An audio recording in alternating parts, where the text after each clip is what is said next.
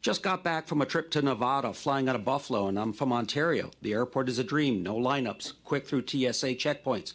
The airport is super clean. He also added, it was a quick drive over to the airport, no COVID testing required. Crossing across the U.S. border is easy. They only ask if you're vaccinated and do not ask to see your test. I have crossed 3 times in the past 2 months. Same thing every time. Coming back across the border at the Rainbow Bridge, there were about 10 cars in front of us, and it took forever to get to a booth.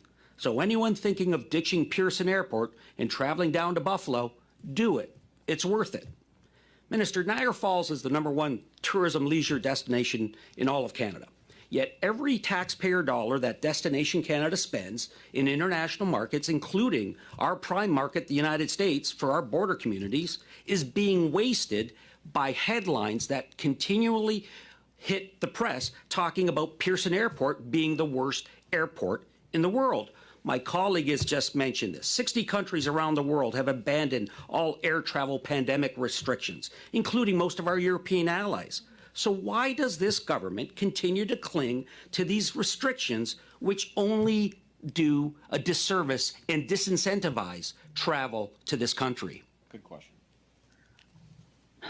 Mr. Chair, it helps no one to undermine confidence in our aviation sector and in our institution. I acknowledge the fact that in Canadian airports and airlines, we've witnessed and continue to witness some congestion similar to what we're seeing around the world, including in the United States. I also acknowledge that we have currently the only public health measures at our borders is requiring proof of vaccination, by the way, just like the US and many countries around the world. And work is being done on a daily basis to address these congestion issues, and the evidence proves that things are getting better. More work is needed, but things are getting better. I want to ask my honorable colleague if he really cares about the fluidity of our borders.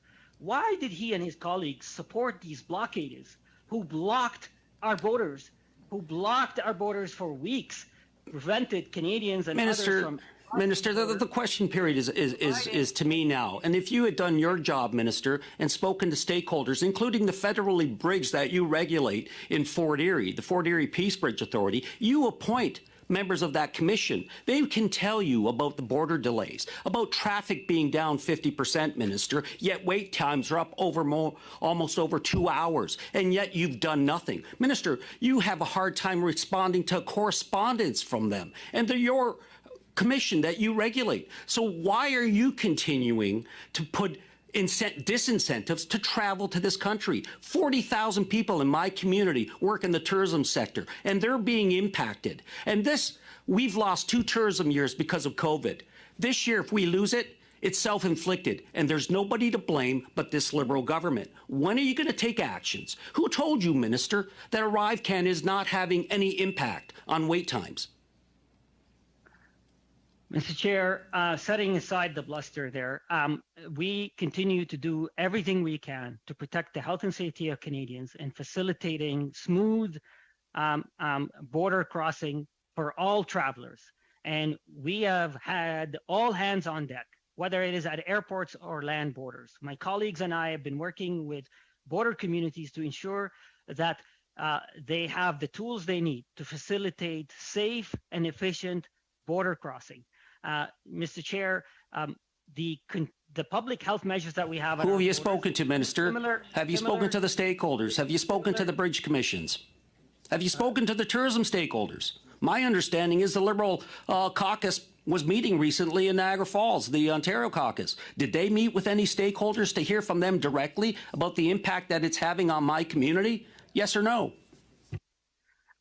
Mr. Chair, I know my colleague Vance Badaway is here, a member of the committee, who's been a proud and a vocal advocate on behalf of the Niagara region, who has been a champion for the Great Lakes, who've been a champion for the communities, who have been working... Then why aren't you listening to them?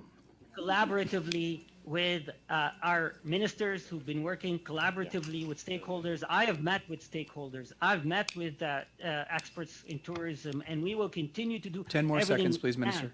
To ensure. Why does it take you months to respond to your own government agency that reports to you? a safe and efficient travel. It's unfortunate that the Conservatives never taken COVID seriously. It's unfortunate that the Conservatives supported these illegal blockades that blocked our borders and had a massive impact on border communities, have not apologized for it to this day. But we, on the other hand, Mr. Chair, are focused— Minister, they're going to hold a parade in Buffalo for you. Thank you very much, Their Mr. Chamber of Commerce Baldinelli. is going to hold a parade for you.